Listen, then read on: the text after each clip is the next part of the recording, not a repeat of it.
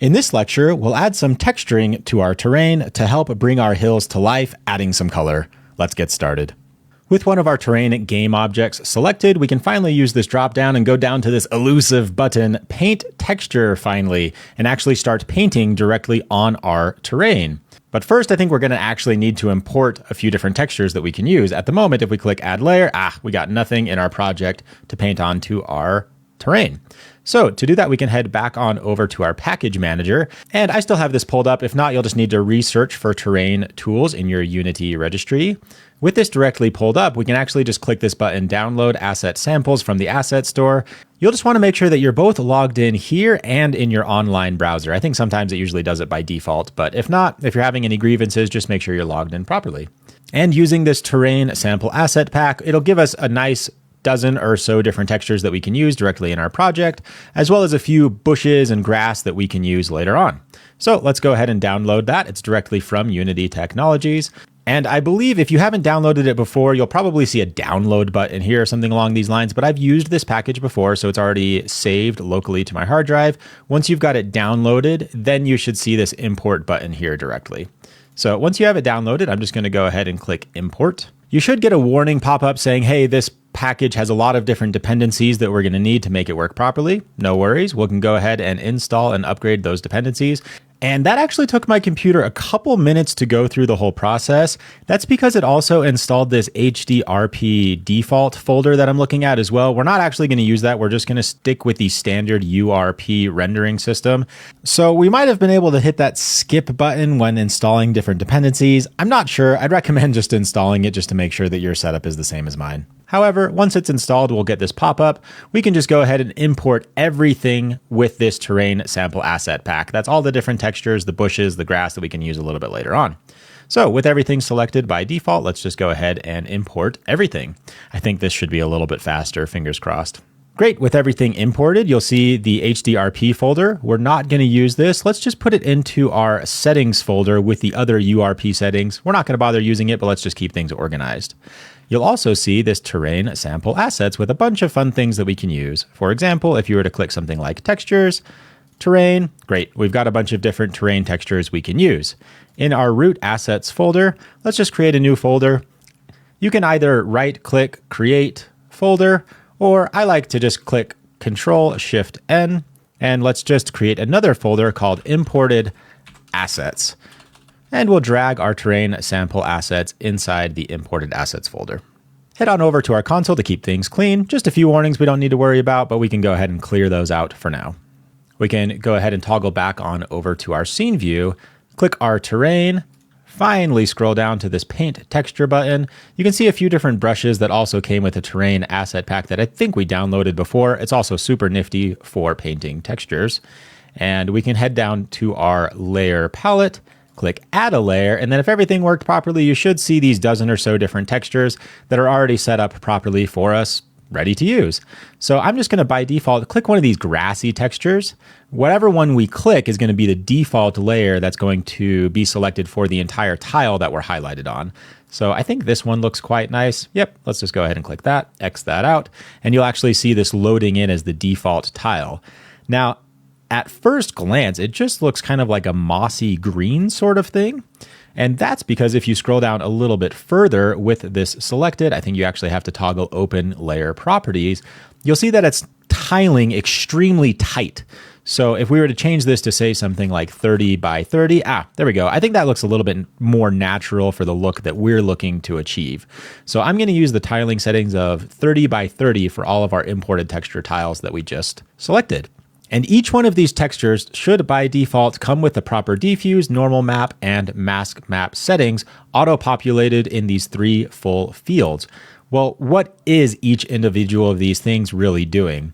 The diffuse field is kind of just like the texture or the visual representation of what we're trying to achieve, kind of like a PNG file. It's technically a TIFF file, but it's really just a picture of what we're trying to display. What is a normal map? If you haven't done a lot of 3D modeling before, this one might be a little bit new. And there's a couple different maps that we can talk about. There's both a height map and a normal map.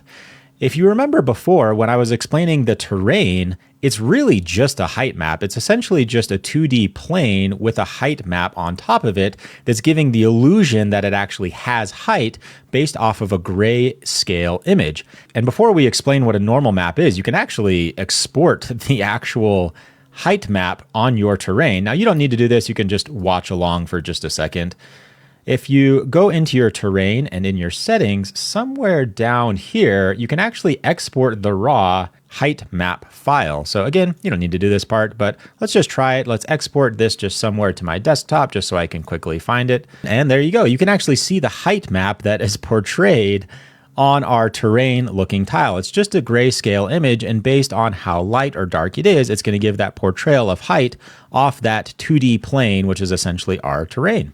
On the right, you can actually see an example of a normal map seeing the different RGB values, and that's going to represent the way the light is going to reflect off of this 2D image to give it the visual representation of something that might be a little bit bumpy or might look actually a little bit textured, like if you were to drag your fingertip over a basketball or sand or something that's kind of a little bit more granular. Which is why when we zoom all the way into this texture, it kind of even looks like it has shadows. It looks a little bumpy. Not stopped because it actually is a 3D image at all. It's really just a 2D plane, but it has that normal map on top of it to give that 3D looking surfacey texture.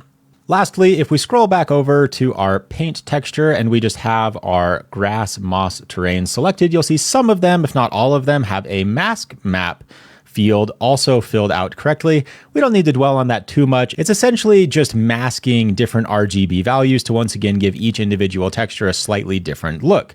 And we can also touch on channel remapping and then move on. The different RGA values for metallic, the ambient, occlusion, and the smoothness. If you play with these a little bit, you should be able to see the texturing of the grass kind of change here in the scene view. You can change the way the ambient occlusion or the light is essentially reflecting off of the texture, change the smoothness to kind of make it look like a meadow grassy sort of thing. That being said, the point I'm trying to make is each individual texture has a bunch of different options that you can play with, but I'm just going to scroll these back to the default values. So let's import a few more layers. Let's just add a different layer. I'm going to add this one. This one's kind of cool. It's kind of like a rocky one. I do think we're going to need to change the tiling on each individual one. Again, let's just go 30 by 30. And before we add in a few more, let's just actually paint that on to see how that looks. I think we're going to need to up my strength. There we go. Let's just kind of make everything look a little rocky. Yeah, that's looking good. All right. I kind of want, I just clicked that one over here. We'll get to that in just a second. And yeah, I think we're looking pretty good. I'm just going to add in a few more layers before I go full on Bob Ross mode. But yes, I think the tiling there looks about right to me. So let's add a few more layers. I'm actually just going to stick to 5. I think the sand would look quite nice. We'll just change that to size 30/30 real quick. Set to go. And let's just do 2 more. Let's see, I've got a grass, I've got a rock. I could use probably something kind of like a natural dirt. I think this one looks quite nice. Let's change that tiling to 30 by 30. If we need to go back and adjust those later, we can. And one more. I think this snow one is really cool to kind of give the tops of my mountains a bit of a snow cap. We'll change that to 30 by 30. And we should be set to go. I think we could even actually just test. Yeah, there you go. A little bit of snow. It's too strong. I'll get to that in just a second. Now, one thing that I do want to point out is if you click this other terrain, our layer palette is a little bit funky. Well, that's because each individual tile has its own layer palette selected options. However, we can actually just use this layer palette profile to quickly transfer one to the other. So with your primary tile selected, it's got my 5 different tiles. I'm just going to click over here. You can barely see it. I'll give myself a little bit more room. And we'll click this Save As option. I'll make sure my terrain folder is selected, and I'll just call this my default layer palette. Sure, I think that works just fine. With that saved, we can now go over to our terrain number 2. In fact, let's just name those. So I'm just going to call this one terrain 1. We'll call this one terrain 2. With that selected, I'm just going to remove these layers to make sure everything imports properly.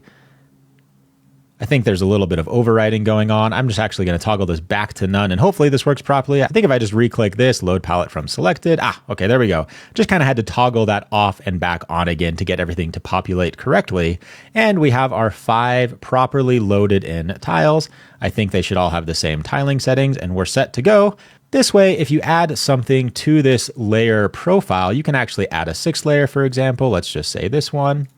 And I think if we go back over to our tile number 1, there you go, because it's using the same palette profile, they'll be saved properly from one to another. And I think now's a great time to introduce this lecture's challenge. You guessed it, texture your terrain. Use at least 3 different textures and paint your world. Again, don't be too precious about it. We'll revisit polishing off our environment a little bit later on in this section. So now's the time to channel your inner Rick Davidson and get your paint texturing on.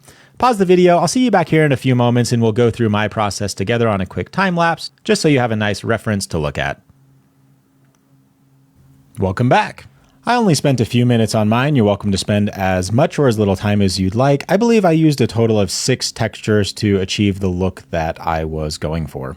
I think we're looking pretty good there. I've kind of got it so it's grassy towards the bottom, a little bit more rocky and snow-cappy towards the top of the mountains, and then towards the very end, it kind of like a sandy, upwards, beachy hill that will kind of slope in towards the end. And I think that looks pretty good. Once we get some trees and bushes introduced, I think it'll actually look quite nice. Well done on this lecture. When you're ready to move forward, I'll see you on the next one.